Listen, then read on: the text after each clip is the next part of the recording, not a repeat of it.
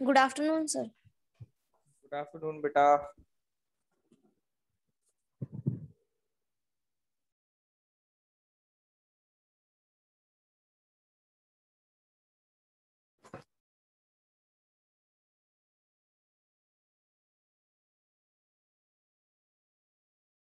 Good afternoon.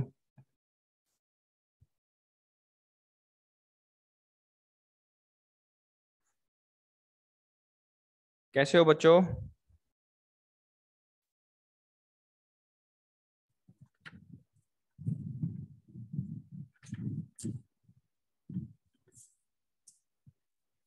Sir हाँ बेटा।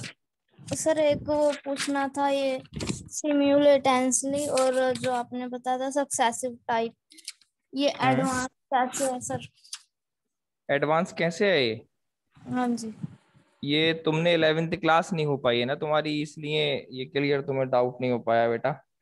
देखो क्या होता है कि जो नॉर्मल होता है ना, नॉर्मल यस। जो प्रोसेस होती है सेल डिवीजन की, उसमें पहले कैरियोकाइनेसिस होगी। कैरियोकाइनेसिस क्या होता है? Division of nucleus. ठीक है, ठीक है सर। न्यूक्लियस का डिवीजन। और उसके बाद होती है साइटोकाइनेसिस। साइटोकाइनेसिस होता है डिवीजन ऑफ साइटोप्लाज्म। ठीक है बेटा। यस। तो अब इस वाले में क्या हो रहा है, सक्सेसिव वाला जो टाइप है, इसमें क्या हो रहा है कि पहले मेयोसिस दो स्टेप में पूरी होती है, meiosis first and meiosis second. तो साइटोकाइनेसिस जो होनी चाहिए वो दो स्टेप के बाद होनी चाहिए, जैसी साइमल्टेनियस में हो रही है। ठीक है। But yes. इसमें क्या हो रहा है, एक स्टेप कंप्लीट हो रहा है और उसके बाद साइटोकाइनेसिस हो जा रही है, फिर दूसरा स्टेप कंप्लीट हो रहा है, फिर साइटोकाइनेसिस हो जा रही है। तो ये ज्यादा एडवांस माना गया है। ठीक है, मतलब इसने अपने आप को कुछ अलग प्रोसेस अपने अंदर अडेप्ट की। That's why this is advance. समझ आया? Yes sir. ओके।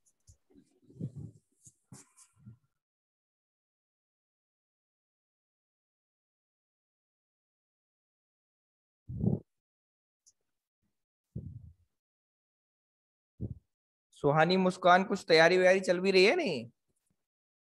अब तो टेस्ट वैस्ट सब बंद, घर पे कुछ तैयारी कर रहे हो? हाँ, यस सर लिख दिया, यस सर। वो तो टेस्ट बताएगा। अच्छा, फिंगर टिप चल रही है।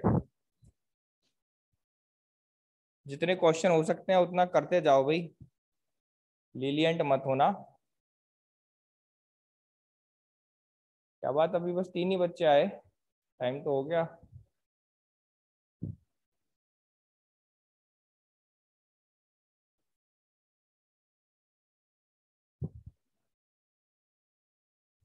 दो मिनट वेट करते हैं।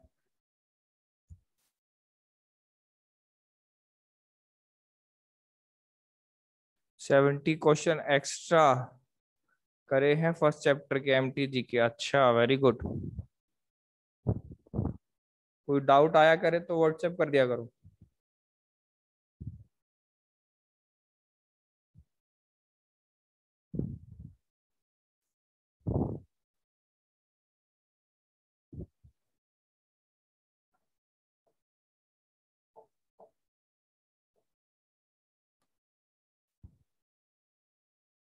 आज हम इससे आगे कंटिन्यू करेंगे। मैं हेडिंग डाल देता हूँ, इतने 2 मिनट और वेट करते हैं।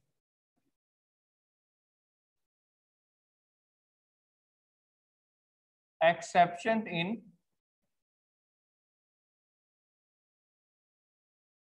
Pollen grain development. कुछ बड़े ही अच्छे एग्जाम्पल्स हैं एक्सेप्शन में, वो हमें देखना है। आप कई बच्चों ने मुझे होमवर्क भेजा, कुछ ने नहीं भेजा, कुछ ने भेजा। मुस्कान, आपने जो बेटा टेट्राड के एग्जाम्पल दिए थे ना, वो नहीं है, वो गलत हैं। वो डिस्कस करेंगे हम, वो कंपाउंड पोलन ग्रेन के एग्जाम्पल है। ठीक है, टेट्राड का एग्जाम्पल कोई पता करके आया?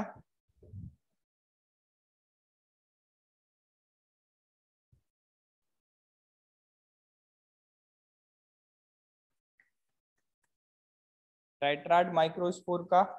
हाँ महक बताओ।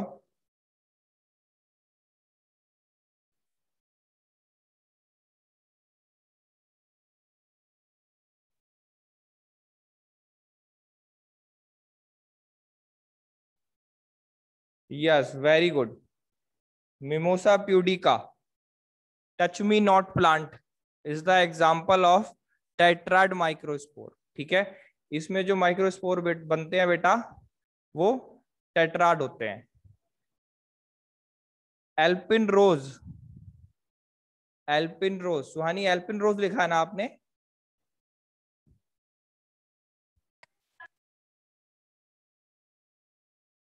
एल्पिन रोज बेटा, maybe, I am not sure, मुझे एक बार चेक करना होगा, but Mimosa pudica is a confirm. ठीक है, कम होते हैं इसके example actually.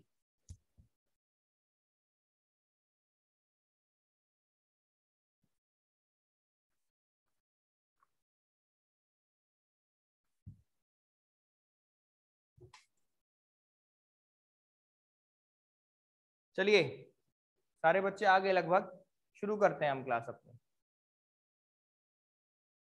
So there is a exception in the pollen grain development. Pollen grain development में बच्चों कुछ एक्सेप्शन है। ठीक है, पहला एक्सेप्शन बड़ा इंपॉर्टेंट है, क्वेश्चन आ चुका है उस पे। कैलोट्रोपिस का नाम शायद अगर आपने पढ़ा हो तो, कैलोट्रोपिस।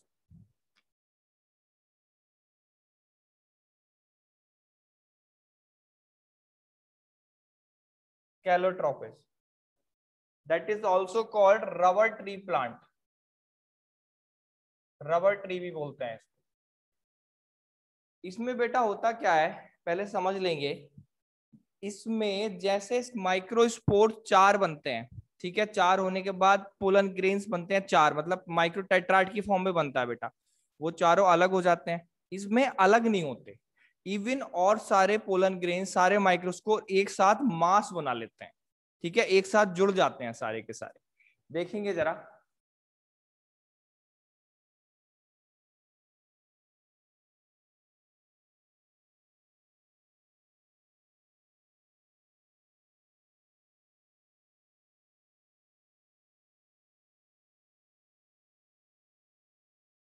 इस तरह का कुछ स्ट्रक्चर बेटा इसमें बनता है। ठीक है, इसको भी बराबर ही बना लेता हूं।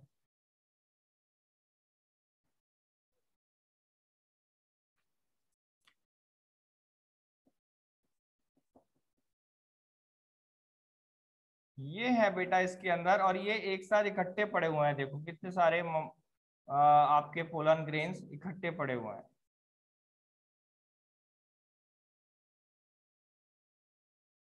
ऐसे पाउच बन जाता है।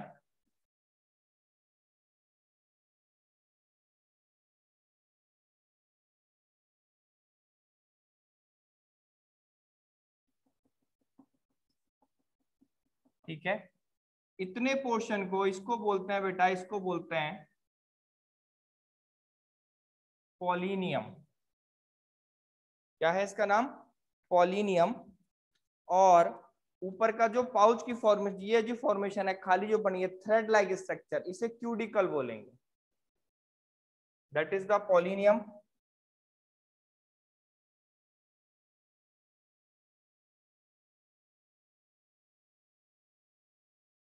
इसे कॉर्डिकल बोलेंगे, CAUDICLE, कॉर्डिकल और पॉलिनियम। ठीक है, इस तरह का स्ट्रक्चर बनेगा बेटा इसमें। और जो ये अटैच होता है ना जिससे,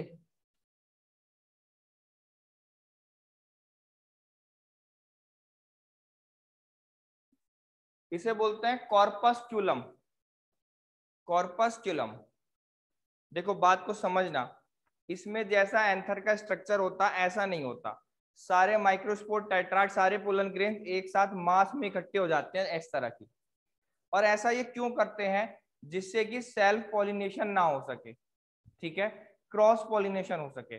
और बेटा इस पूरी एक यूनिट को, इस पूरी यूनिट को मतलब इसको बोला जाता है ट्रांसलेटर एपैरेटस। ट्रांसलेटर एपैरेटस क्यों बोला जाता है मैं बताता हूं, अभी लिखवाता हूं आपको। एक लाइन बेटा इसमें लिखेंगे, इन Calotropis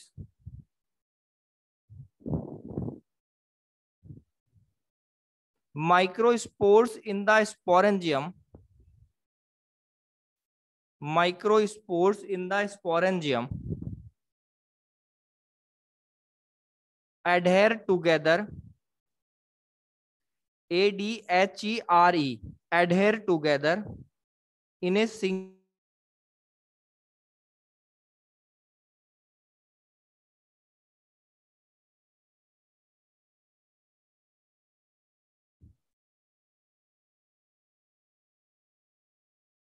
known as polonium. The whole structure,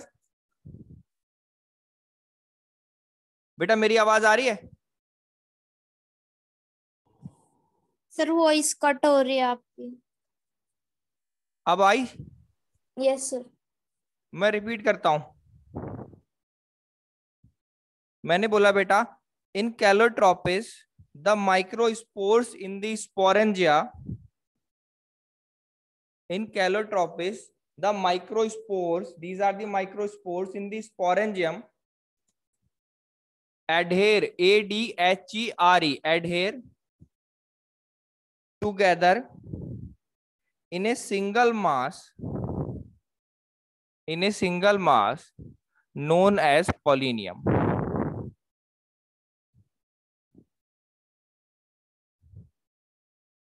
The whole structure is called translator apparatus.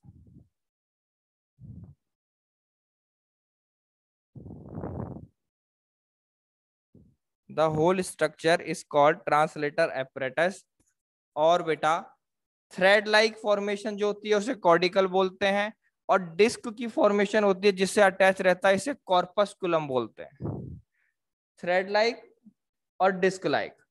और पोलिनियम इस पूरे स्ट्रक्चर का इसमें जिसमें आपके माइक्रोस्पोर्स प्रेजेंट हैं, ये दोनों, ये पोलिनियम हुआ।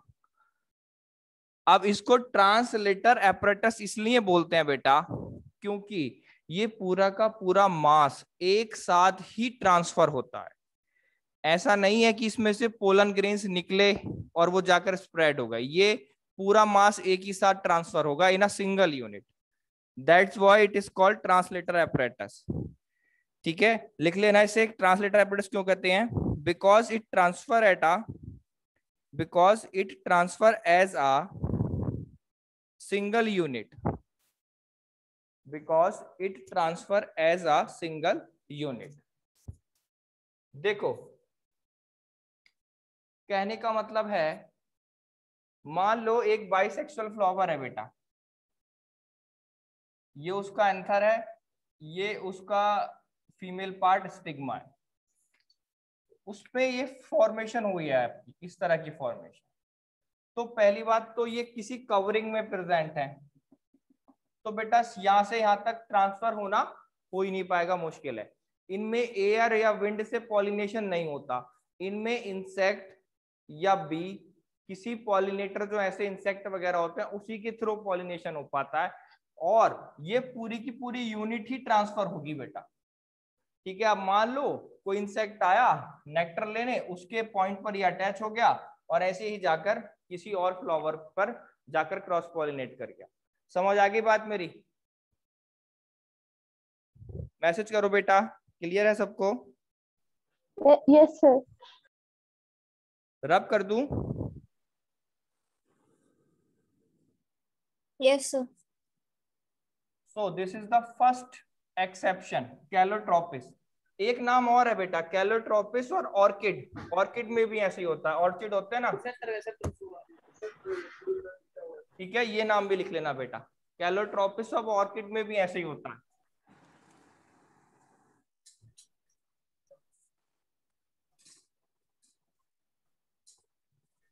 बच्चों किसी के यहाँ से डिस्टरबेंस आ रहा देखो। अब दूसरा एग्जांपल एक्सेप्शन में लिखेंगे बेटा, कुछ माइक्रोस्पोर्स ऐसे होते हैं, बने तो चार की फॉर्म में। देखो इसमें क्या था, इसमें तो एक मास क्रिएट हो गया, सारे माइक्रोस्पोर्स ने इकट्ठे होकर एक मास बना लिया। अब मैं अगर आपसे कहूं कि बच्चों ये जो चार तरह का टेट्राड बन रहा है, मैंने आपको बताया था ये चार पोलन ग्रेन्स बनाएगा। ठीक है, ये पोलन ग्रेन ना बना पाए, चार का चार ऐसे ही रह जाए, सेपरेट ना हो पाए। बेटा मैं म्यूट कर दूं क्या? बच्चों को डिस्टरबेंस होगा नहीं तो।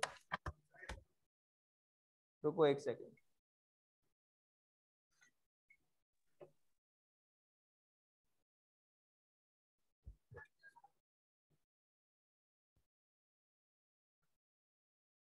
चलो कोई मैसेज हो तो मुझे मैसेज ड्रॉप करना। अगर किसी को अनम्यूट कराना हो तो मुझे मैसेज ड्रॉप कर देना बेटा, ठीक है?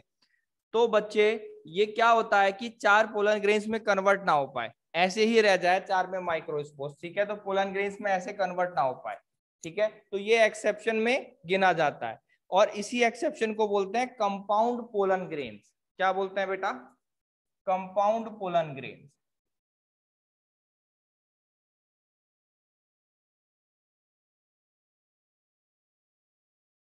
Compound pollen grains. एक डेफिनेशन लिखेंगे बेटा इसमें line, after the formation of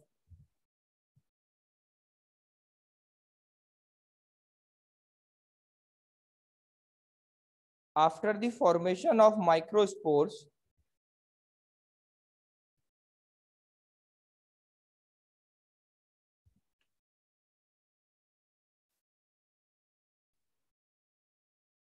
after the formation of microspores,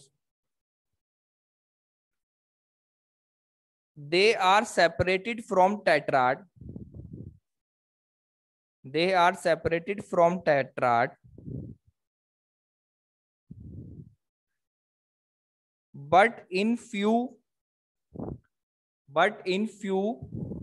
species, कौन कौन सी है बेटा? पहला लिखना,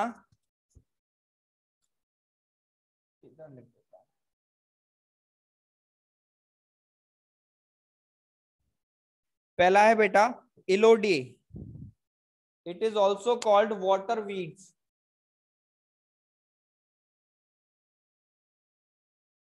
इलोडी वाटर वीड्स भी बोलते हैं इसको, ठीक है? दूसरा है बेटा ड्रोसेरा।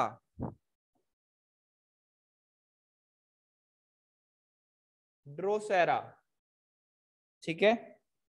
इसको सनड्यू बोला जाता है,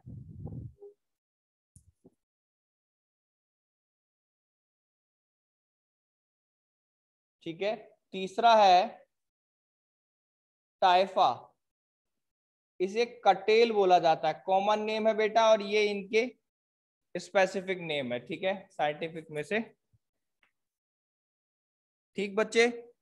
इलोडे, ड्रोसेरा, टाइफा, वाटरवीड, सनड्यू, कटेल, ठीक है? तो क्या लाइन बन रही थी? बट इन फ्यू स्पीसीज, इन तीनों के नाम लिख लेना। Microspores do not separate from each other. Microspores do not separate from each other and they are called compound pollen grains. And they are called compound pollen grains. सभी को clear हुआ?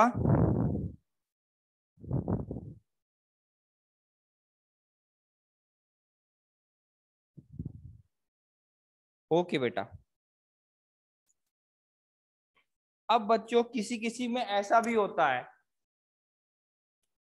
कि जैसे ये 4 हैं,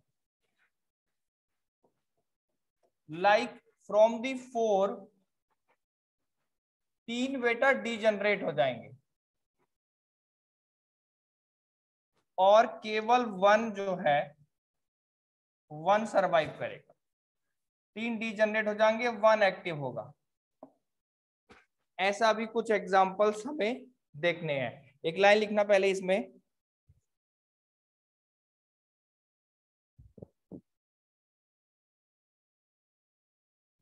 from the 4 microspores, from the 4 microspores produced by microspore mother cell,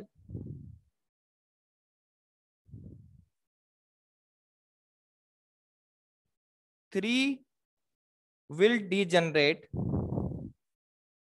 3 will degenerate and only 1 is converted into pollen grains. 3 will degenerate and only 1 will converted into pollen grains.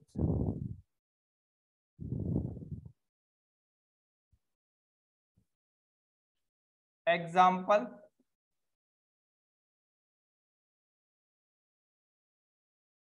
साइपरेसी family होती है बेटा, उसमें सारी ही फैमिली में इस तरह का pattern follow होता है। साइपरेसी फैमिली,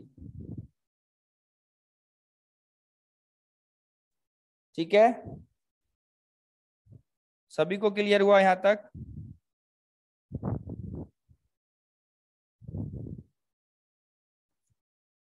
अब बेटा एक केस ऐसा भी होता है, एक केस ऐसा होता है बच्चे जिसमें 4 से ज्यादा माइक्रोस्पोर्स बन जाए, टेट्राड की फॉर्म में ना ज्यादा बन जाए, ठीक है, उसे बोलते हैं पॉलीस्पोरी।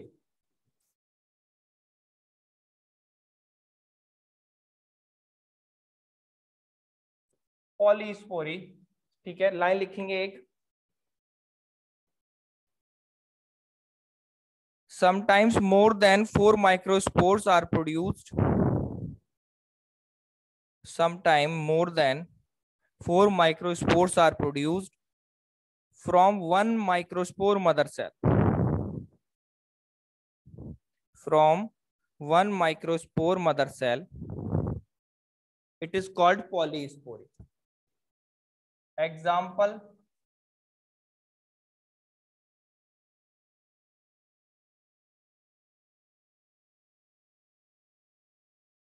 Cuscuta reflexa, Cuscuta reflexa, इसको बेटा ये कसकटा नाम से आप समझ जाइएगा, अमरबेल, ठीक है, अमरबेल जिसको कहा जाता है कॉमन नेम में।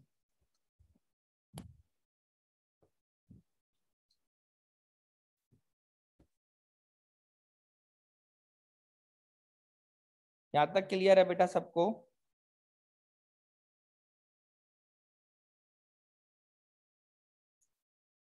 अब एक बड़ा इंपॉर्टेंट है, एक तरह का एक्सेप्शन बड़ा ही अलग है, इसको बोलते हैं बेटा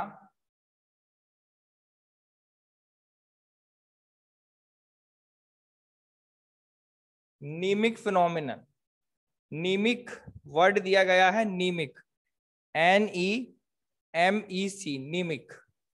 इसमें क्या होता है बेटा, इसमें एक्चुअली देखो, इससे पहला वाला भी था जिसमें 3 डीजनरेट हो रहे थे, एक्चुअली वो फीमेल पार्ट में होता है, मेगास्पोरेंजियम में, पढ़ेंगे हम अभी आगे, ठीक है। इसमें बेटा क्या होता है, 4 की जगह 8 सेल्स बनती हैं, 8 माइक्रोस्पोर्स, एम्ब्रियो सैक 8 की तरह बनता है, ठीक है, इसको बोलते हैं नीमिक फिनोमेना। पहले एक लाइन लिखना है इसमें,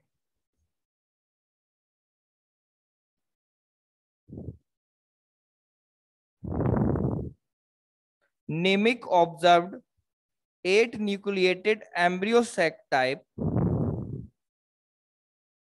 Nemec observed,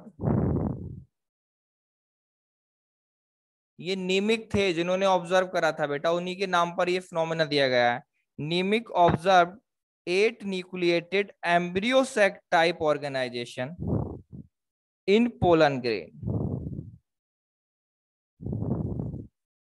नीमिक observed 8 embryo sac type organisation in pollen grain. 1 2 3 4 5 6 7 8 इस तरह का बेटा, ठीक है, 8 न्यूक्लिएटेड जैसा एम्ब्रियोसैक टाइप का ऑर्गेनाइजेशन, एम्ब्रियोसैक नहीं, एम्ब्रियोसैक टाइप का ऑर्गेनाइजेशन पोलन ग्रेन्स में देखने को मिला, उसे नीमिक फिनोमिना बोला जाता है। और ये मिलता है बेटा, हैशियंथ का नाम सुना होगा आपने, वाटर हैशियंथ का नाम सभी ने सुना है, ठीक है, तो हैशियंथ जो ग्रुप होता है ना, उसमें देखने को मिलता है।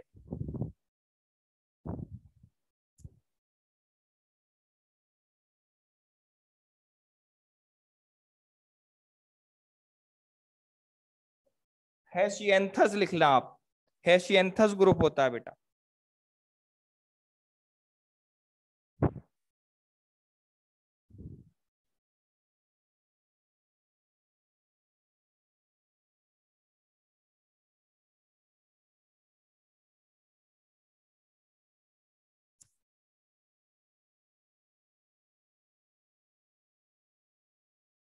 हो गया बेटा, इसमें थोड़ी मिस्टेक हुई मेरे से, ये होती है स्पेलिंग HYACINTHUS।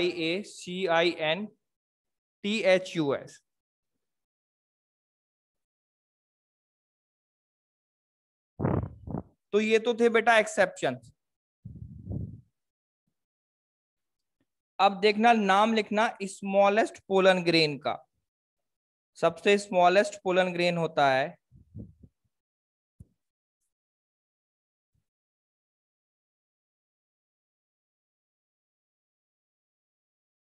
मायोसोटिस।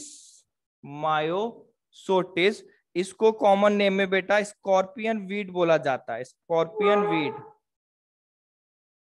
और ये साइज होता है इसका 2.45 माइक्रो से 3.5 माइक्रोमीटर तक।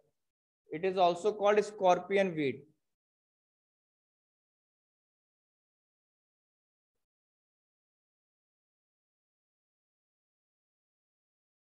ठीक है,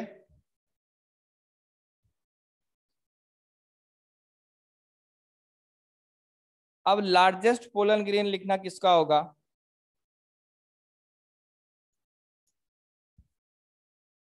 दैट इज द स्मॉलेस्ट, ये स्मॉलेस्ट था बेटा, लार्जेस्ट लिखेंगे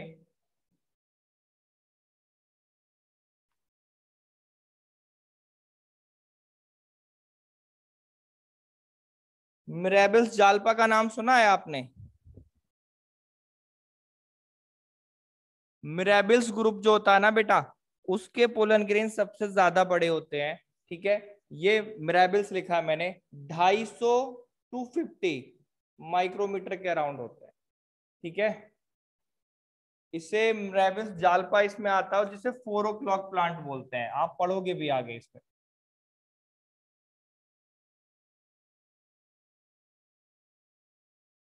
मिरेबल्स जाल्पा 4 o'clock प्लांट बोलेंगे इसे। इसकी लीव्स इस हिसाब से अरेंज होती है, ऐसा लगता है ऐसे 4 बज गए। ठीक है, तो इसलिए इसको 4 o'clock प्लांट बोला जाता है। इसका पोलन ग्रेन बेटा लार्जेस्ट होता है। अब बेटा लार्जेस्ट हो गया, स्मॉलेस्ट हो गया, अब एक होता है longest filamentous pollen grain. Longest filamentous pollen grain.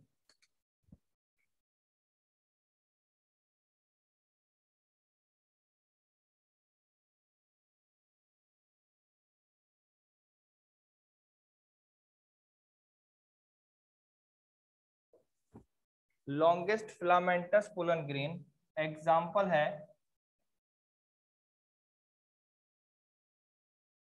Zostera, इसे ईल ग्रास बोलते हैं बेटा। 2500 माइक्रोमीटर तक का होता है, ईल ग्रास इसका कॉमन नेम। इसे आप पढ़ोगे क्रॉस पॉलिनेशन में, और उसमें पढ़ोगे आप।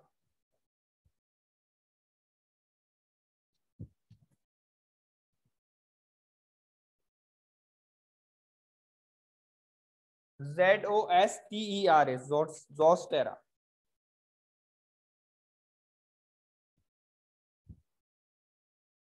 हो गया बेटा सबका इतना?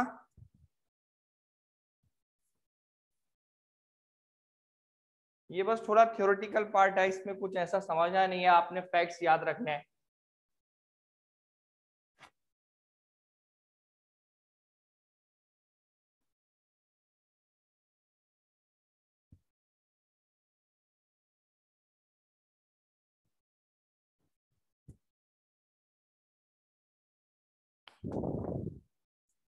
अब बच्चों, मैंने आपको पोलन ग्रेन का जब स्ट्रक्चर बनाया था, तो उसमें मैंने जर्म पोर दिखाए थे। ठीक है बेटा, अब जर्म पोर एक भी हो सकता है, दो भी हो सकते हैं, और तीन भी होते हैं। उनके हिसाब से उन्हें नेमिंग दी जाती है बेटा।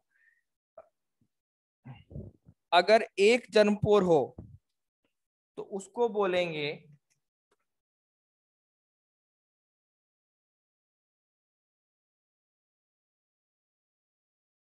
मोनोकोल्पेट। मोनोकोलपेट, ओनली वन जर्म पोर।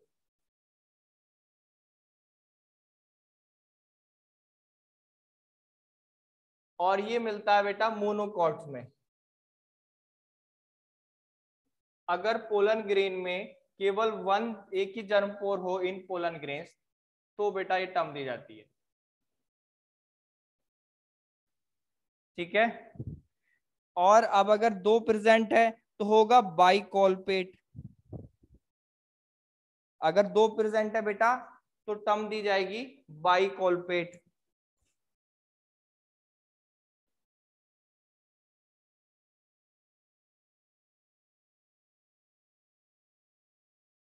और अगर तीन है तो ट्राइकोलपेट।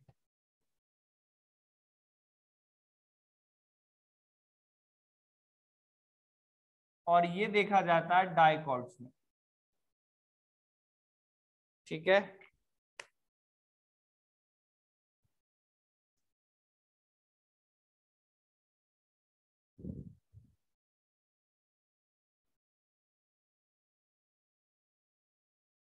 एक नोट पॉइंट करके एक चीज लिखेंगे, study of pollen grain, study of pollen grain is called palynology, PALYNOLOGY, PALYNOLOGY। Study of pollen grain is called palynology. और ये टर्म दी थी बेटा विलियम्स ने, हाइड और विलियम्स, HYDE हाइड साइंटिस्ट का नाम है, और विलियम्स।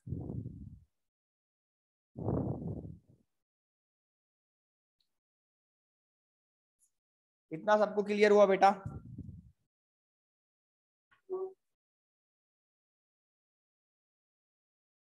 अब बच्चों इसमें हम दो चीज पढ़ना है अभी हमें मेल रिप्रोडक्टिव में। अभी एक दो चीजें और बची हैं। एक तो पोलन एलर्जी पढ़नी है हमें। कुछ पोलन ग्रेन्स होते हैं जिनका पॉलिनेशन विंड के थ्रू होता है। बाइकॉलपेट किसमें होता है?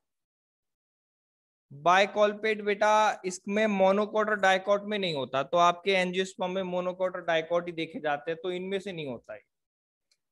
ठीक है, एक बार चेक करना, मैं कल आंसर दूंगा। तो अब इसमें अगला है बेटा पोलन एलर्जी। एलर्जी पढ़नी है हमें। उसके बाद उसका प्रिजर्वेशन, क्रायो प्रिजर्वेशन की बात आएगी। ठीक है, पोलन कैसे न्यूट्रिशन की तरह यूज करा जा सकता है वो टर्म पढ़ेंगे हम। और फिर हम देखेंगे पोलन ग्रेन्स में कैसे गैमीट्स का फॉर्मेशन होगा। ठीक है, ये चीज देखेंगे। तो पहला हेडिंग डलेगी बेटा pollen allergy. Pollen allergy actually कुछ पर्सन को पोलन, जिनको ब्रोंकाइटिस वगैरह रहती है, उनको तो काफी दिक्कत आ जाती है। पोलन एलर्जी बोलते हैं इसको।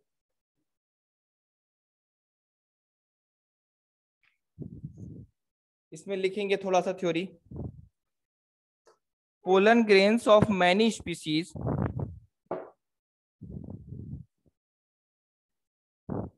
pollen grains of many species are pollinated by wind.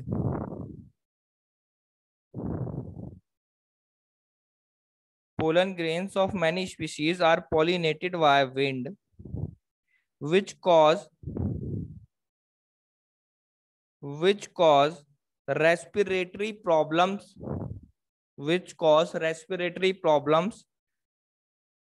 like bronchitis लिखना बेटा, ब्रोंकाइटिस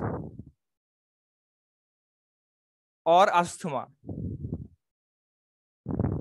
ब्रोंकाइटिस और अस्थमा। और सबसे ज्यादा ब्रोंकाइटिस की स्पेलिंग BRONCHITIES।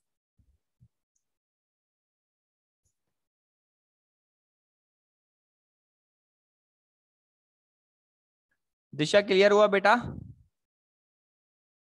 ब्रोंकाइटिस क्लियर हुआ?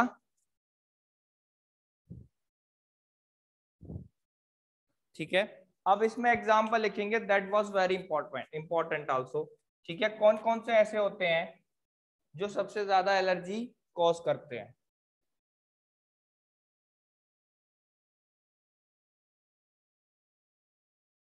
Carrot grass,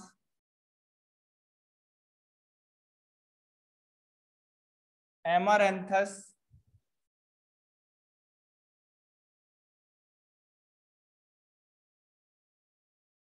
Chenopodium. अच्छा, कैरेट ग्रास का कोई बॉटनिकल नेम कौन बताएगा मुझे? बड़ा आसान है, आप सबने पढ़ रखा है इसलिए पूछ रहा हूं।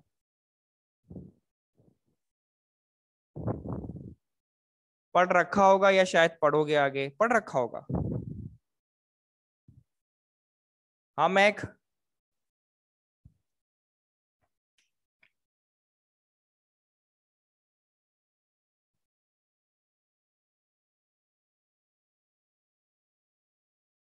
नहीं नहीं नहीं, सुहानी गलत हुआ बेटा। Parthenium, parthenium.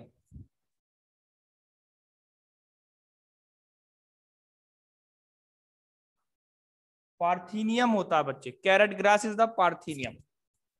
Yes, parthenium. ठीक है मैक, ठीक है। तो पार्थीनियम ये बेटा इंडिया में वीट के साथ कंटेमिनेशन के रूप में आया था। यहाँ पे एक लाइन में लिखना, it is imported in India as a contamination with wheat. मतलब कोई किसी पर्सन वीट इंपोर्ट किए थे हमने, उनके साथ एज अ कंटेमिनेशन में आया था। और अब आज की डेट में ये काफी अच्छे से इंडिया में फैल चुका है। ठीक है,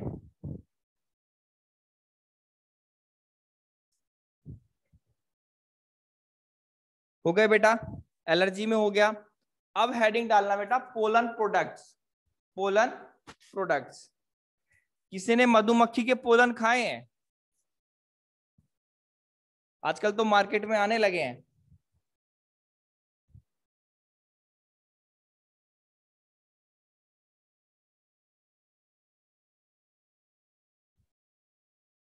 किसी के जानकारी में बी फार्मिंग होती हो ना, तो पूछ के देखना, आजकल बहुत डिमांड है उनकी। और पता है, इतने बड़े बॉक्स में आपको जैसे शहद मिलता है, ऐसे ही येलो येलो कलर के पोलन्स भी आपको मिलेंगे। और वो इंपोर्ट भी, एक्सपोर्ट होते हैं, इंडिया से भी एक्सपोर्ट होते हैं काफी, और आप अच्छे डिमांड में चल रहे हैं आजकल तो।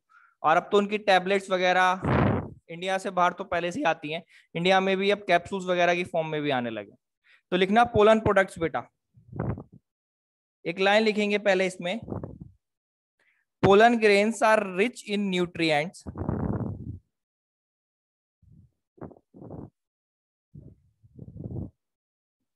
pollen grains are rich in nutrients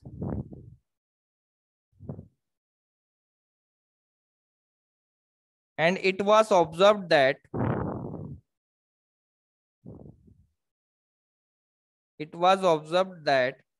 consumption of pollens increase the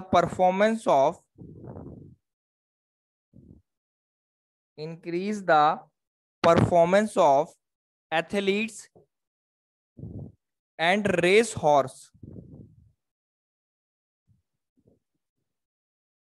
athlete and race horse, ऐसा देखा गया है बेटा कि पोलन के कंजप्शन से एथलीट्स की परफॉर्मेंस में इंप्रूवमेंट होता है।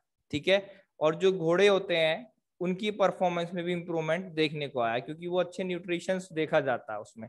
और आजकल, अब लिखेंगे आगे एक लाइन बेटा, in recent year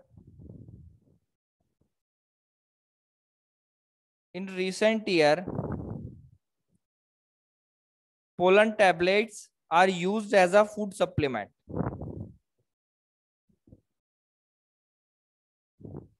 pollen tablets are used as a food supplement। Normal सी बात थी, कुछ खास ऐसी इंपॉर्टेंट अलग से नहीं। ठीक है, अब पॉइंट इंपॉर्टेंट है बेटा, पोलन की वायबिलिटी।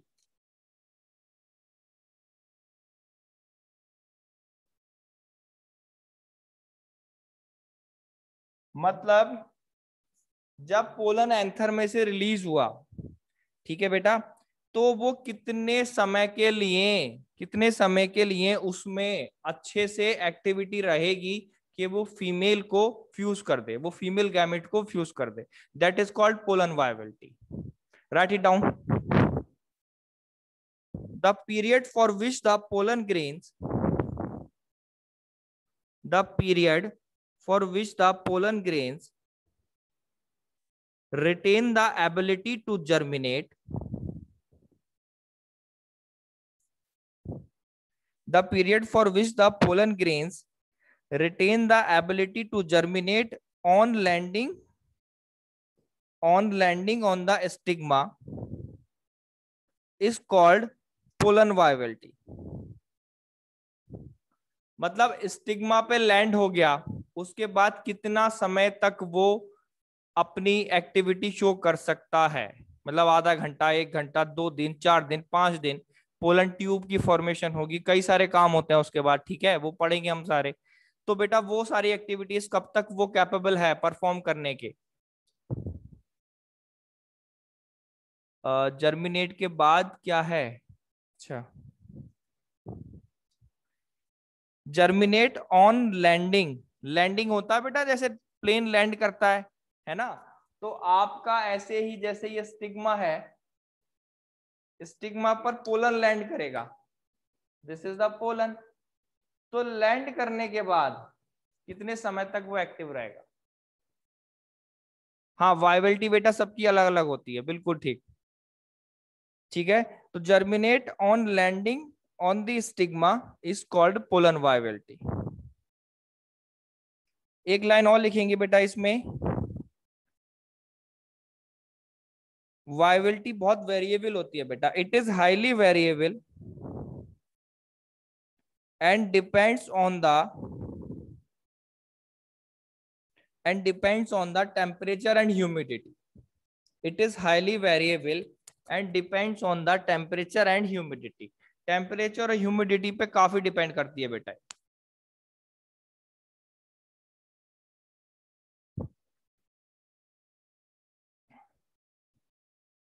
अब लिखना बेटा एग्जाम्पल. 30 मिनट की पोलन वायबिलिटी होती है राइस और व्हीट की.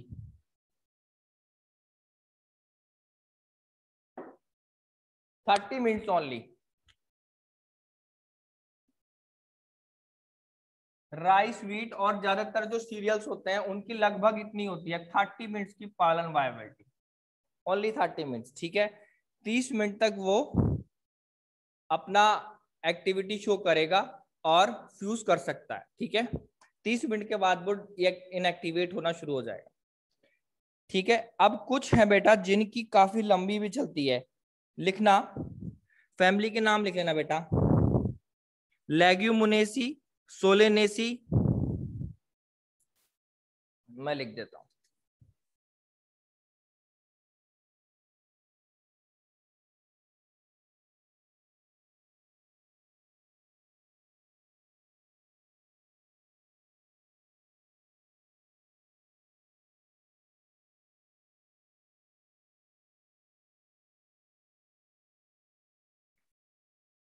लेग्यूमिनेसी और सोलेनेसी फैमिली में जो आते हैं ना बेटा,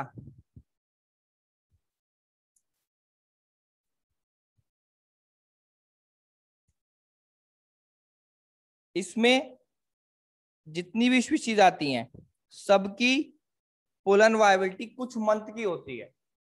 फ्यू मंथ्स लिख लेना.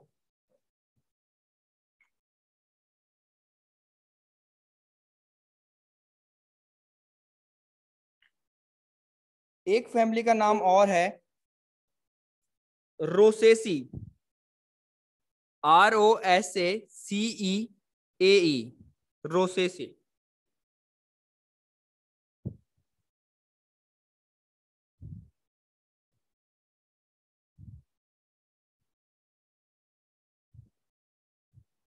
हो गया बच्चों इतना?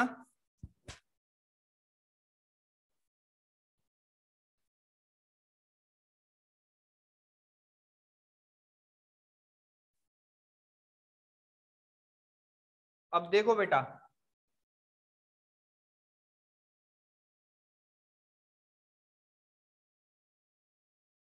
पोलन बैंक की बात करते हैं. अच्छा, एक क्वेश्चन है लास्ट वाले का नाम Rosaceae family, ROSACEAE,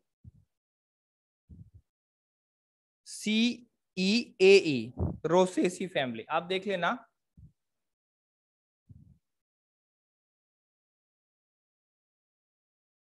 time several month बेटा, कुछ मंथ तक आपको पता करके आना है कि सबसे ज्यादा पोलन वायबिलिटी किसकी है। ये आपको इवोल्यूशन से भी जोड़ेगी ये बात, ठीक है। इंटरनेट पे सर्च करके कल देकर आएंगे सबसे ज्यादा, सबसे पुराना पोलन ग्रेन्स किसका मिला है अभी तक, ठीक है। ये चेक करके देखना।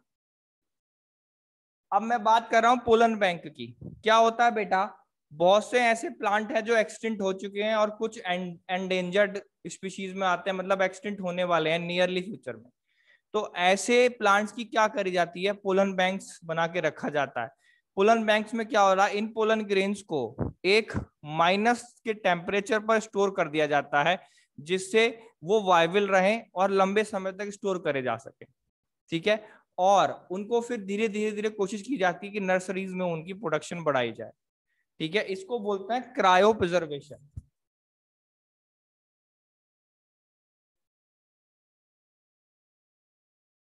क्रायो प्रिजर्वेशन, इसमें बेटा लिक्विड नाइट्रोजन यूज होती है,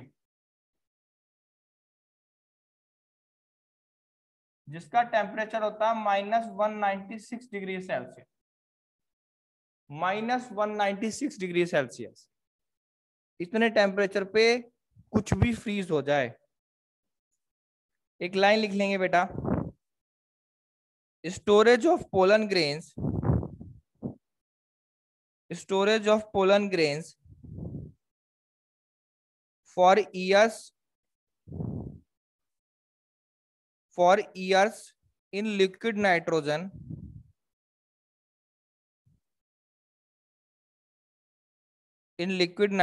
-196 degree Celsius temperature for later use is called cryopreservation। और ऐसी ये काम बैंक्स में होता है बेटा।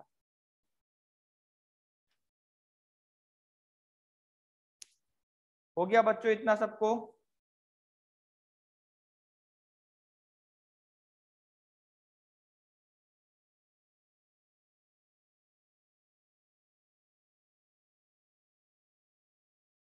ये बैंक से वो वाली बैंक मत समझ लेना आप जिसमें पैसे रखे जाते हैं, पोलन बैंक्स अलग होती हैं बेटा, ठीक है। अब हमें समझना है कि मेल गैमेटोफाइट कैसे बना।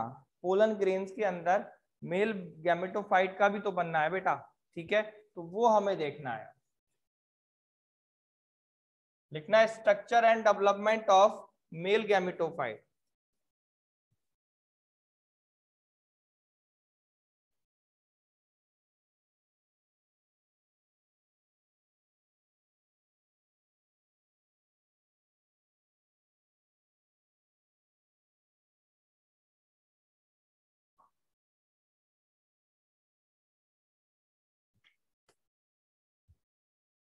जरा एनसीईआरटी ओपन करना, मैं पेज नंबर बता रहा हूं बच्चों।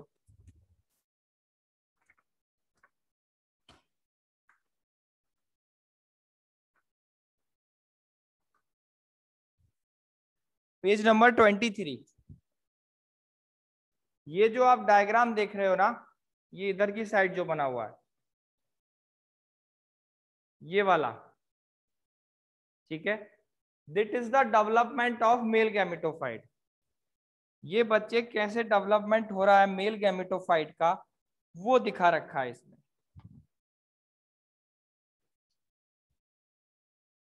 देखो जरा, मैं बनाऊंगा इसमें, बट पहले इस डायग्राम को सभी अपनी अपनी बुक में देखें एक बार।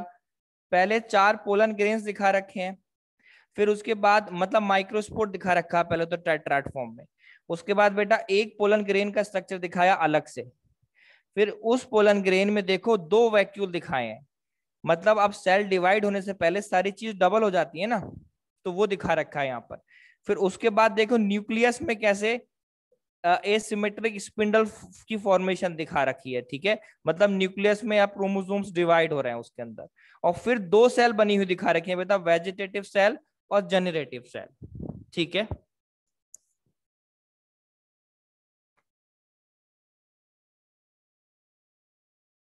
बेटा कोई डाउट किसी को कहीं पर भी हो तो पूछे, ठीक है। मैं पूरा कॉन्सेप्ट क्लियर करने की हर तरह से कोशिश कर रहा हूं बच्चों। ये माइक्रोस्पोर था और that is pollen grain,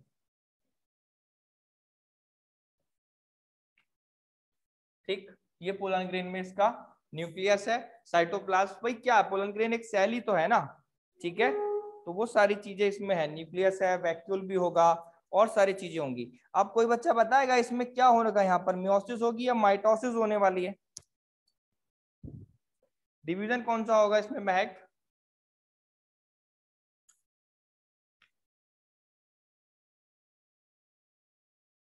nucleus और दैट इज साइटोप्लाज्म। महक ने बोला मियोसिस। नहीं महक, तुम गलत हो बेटा, मियोसिस जो होनी थी वो हो चुकी, माइटोसिस अब होगी, ठीक है। अब माइटोसिस से सेल्स बनेगी बेटा, मियोसिस तो हो चुकी। जो माइक्रोस्पोर्स में, माइक्रोस्पोर मदर सेल में जो मियोसिस हुई थी, हैप्लॉइड तो तभी बन गए थे ना ये। तो मियोसिस का काम तो केवल हैप्लॉइड क्रोमोसोम बनाना है, ठीक है। ये माइक्रोस्पोर जो बने हैं बेटा, ये सारे हैप्लॉइड हैं, these all are haploid, these are haploid. तो अब मियोसिस नहीं होने वाली, ठीक है। तो अब बेटा जैसे इसमें एनसीईआरटी में दिखा रखा है इसी तरह से मैं बना देता हूं बिल्कुल।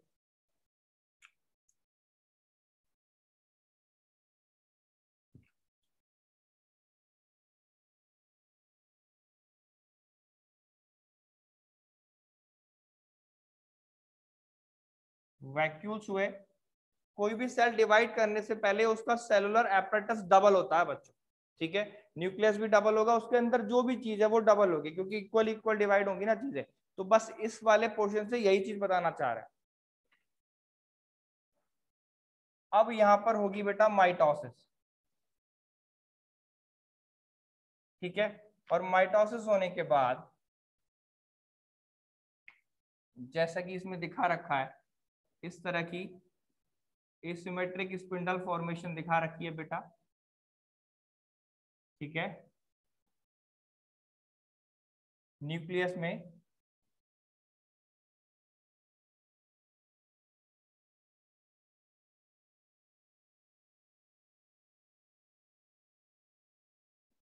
ठीक, बिल्कुल एनसीईआरटी की कॉपी डायग्राम बना रहा हूं बेटा मैंने, ठीक। और फिर ये दो सेल में डिवाइड हो जाएगा, इधर बना देता हूं, इधर ले लो। अब बच्चों ये अंदर ही इसके दो सेल्स की फॉर्मेशन हो जाएगी बेटा, इसके अंदर ही। एक सेल छोटी होती है, ध्यान देंगे बच्चे, और एक सेल का साइज बड़ा होता है। और मैंने इस पे, अब मैं इसका पूरा डायग्राम बना रहा हूं बच्चों।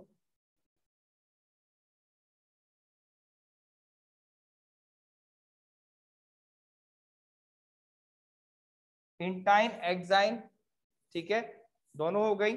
और देखो आप जरा इस डायग्राम को, वेजिटेटिव सेल्स का तो कोई आउटलाइन बना ही नहीं है। This is the vegetative cell, सबसे लार्ज वाली, और ये है जनरेटिव सेल,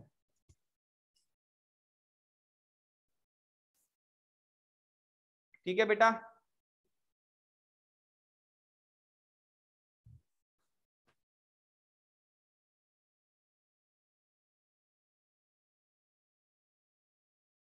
दिख रहा है सभी को? दैट इज एक्साइन, और ये हो गई आपकी इंटाइन। और इसमें सारी चीजें होंगी बेटा, ये पोर भी होगा, जर्म पोर। बस माइटोसिस होकर इसके अंदर दो सेल्स बनी है, ध्यान देंगे मेरी बात को। माइटोसिस होकर इसके अंदर दो सेल्स बनी है, पहली बड़ी सेल है दैट इज वेजिटेटिव सेल और दूसरी है छोटी cell that is generative cell. ठीक है, अब ये बड़ी सेल तो बेटा एंडोस्पर्म का काम करेगी, मतलब एक तरह से इसे न्यूट्रिशन प्रोवाइड करेगी, और जनरेटिव सेल ही गैमीट्स बनाती है। क्लियर हुआ? इसको बनाओ, मैं फिर थ्योरी लिखवाता हूं थोड़ी सी इसमें। आपकी क्लास में भी 5 ही मिनट बचे हैं बेटा, बस इसकी थोड़ी सी थ्योरी लिखवा देता हूं।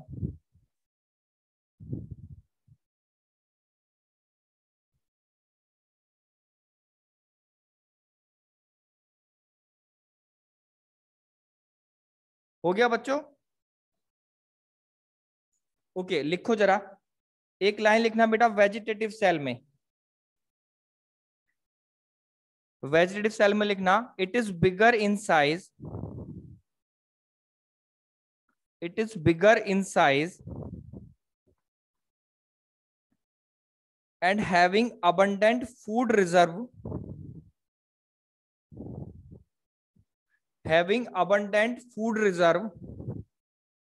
and its nucleus are irregular,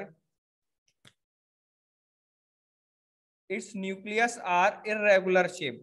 थोड़ा बड़ा सा न्यूक्लियस बना लेना बेटा यहाँ पर, और उसकी शेप इरेगुलर दिखा देना, मतलब वैसे न्यूक्लियस की शेप लगभग कह सकते हैं आप स्पेरिकल में दिख जाती है, बट यहां पर लिख रखा इरेगुलर। ठीक है, irregular shape nucleus. Generative cell में लिखना बेटा it is small and floats in the cytoplasm of vegetative cell। Important है बेटा line, it is small and floats मतलब तैरने वाली बात बोल रहा हूं मैं, and floats in the cytoplasm of vegetative cell,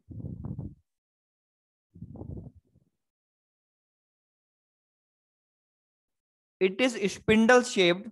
cell ही स्पिंडल शेप की होती है, छोटी सी होती है, स्पिंडल शेप लाइक बेटा।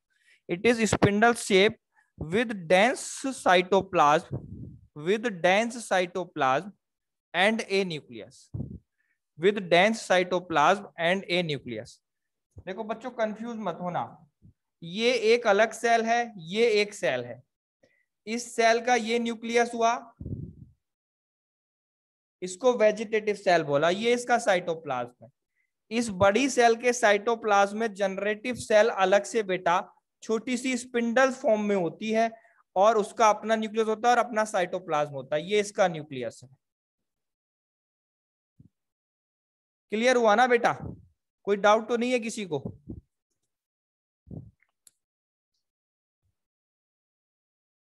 अब बच्चों एक लाइन इंपॉर्टेंट है, बहुत इंपॉर्टेंट लाइन है, इसको लिखो जरा, नोट पॉइंट करके डालेंगे।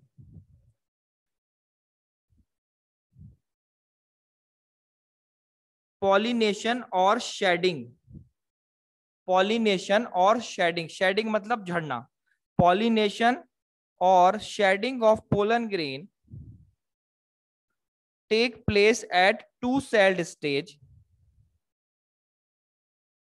Pollination or shedding of pollen grains take place at two cell stage in 60% of angiosperm।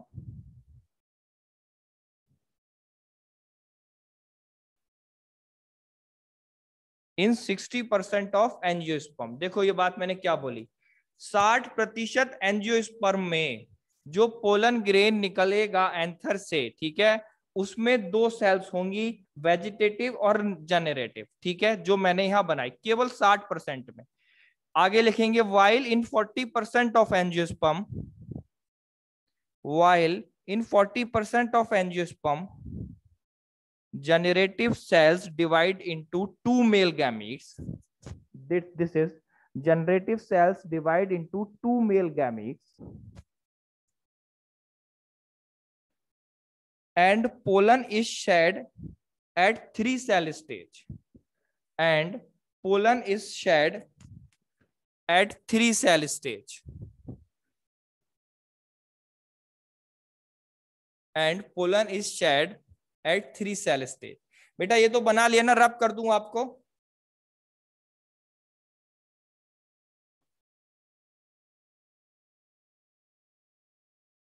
देखो मैंने क्या बात बोली है, मैंने बोला बेटा कि 60% में तो 2 सेल स्टेज में जैसा ये है ऐसे ही रिलीज होगा एंजियोस्पर्म। 40% में क्या होता है, 40% एंजियोस्पर्म में बेटा ये आपकी जनरेटिव सेल जो होती है इसमें बेटा 2 मेल गैमीट्स डेवलप्ड हो जाते हैं पहले ही, ठीक है। ये 2 मेल गैमीट्स 2 बनेंगे बच्चे, 2 मेल गैमीट्स। तो ये हो गया बेटा 3 cell stage, 3 cell stage pollen grain. और ये 40% प्लांट में देखने को मिलता है, 40% फ्लावरिंग प्लांट में। अब तुम क्वेश्चन आना चाहिए तुम्हारा, तो क्या सर इसमें मेल गैमिट्स नहीं बनेंगे? नहीं, ऐसा नहीं है, बिना मेल गैमिट्स के तो काम नहीं चलेगा।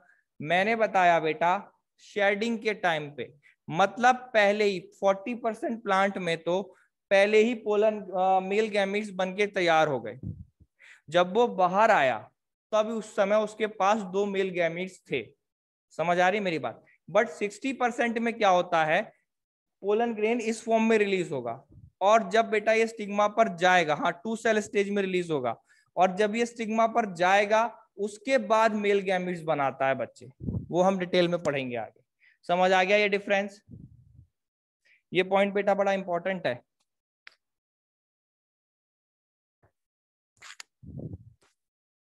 ठीक है, लिख लेना, male gametes are non motile. Male gametes बेटा नॉन मोटाइल होते हैं और अनइक्वल इन साइज।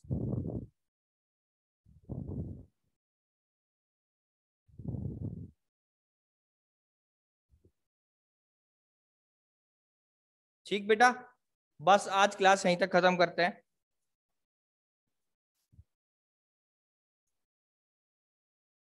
बेटा जिसने कल क्वेश्चंस जो मैंने दिए थे नहीं भेजे,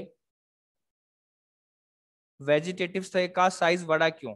वेजिटेटिव सेल का साइज इसलिए बड़ा होता है इशिका, क्योंकि वो एक तरह से फूड मटेरियल को रिजर्व कर रही है, वो नरिशमेंट प्रोवाइड करेगी मेल गैमेटोफाइट के डेवलपमेंट के लिए।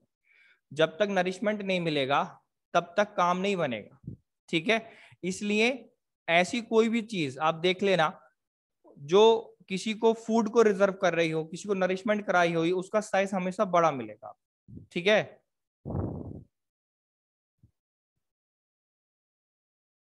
Any doubt to anyone?